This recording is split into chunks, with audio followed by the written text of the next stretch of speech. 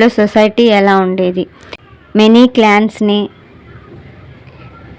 క్లాన్స్ని కలిపి ఏమంటామంటే ట్రైబ్ అంటాం. Second point, basic social unit ఏంటి? ఫ్యామిలీ. అంటే ఏమంటాం దాన్ని? కుల అంటాం. నెక్స్ట్, హెడ్ ఆఫ్ ది ఫ్యామిలీని ఏమంటామంటే కులప అంటాం. నెక్స్ట్, కింగ్ ఎలా అంటే assisted by number of officers. Next, king తర్వాత నెక్స్ట్ మోస్ట్ ఇంపార్టెంట్ ఆఫీసర్ వచ్చేసరికి పురోహిత. నెక్స్ట్ సెకండ్ వన్ వచ్చేసరికి సేనాని. ఆ టైం పీరియడ్లో సేనాని అనేది చాలా స్ట్రాంగ్గా ఉండేది. సేనాని అంటే ఏంటి? మిలిటరీ అని. సో వాళ్ళు యుద్ధానికి వెళ్తే ఖచ్చితంగా విన్ అయ్యేవారు. Next point,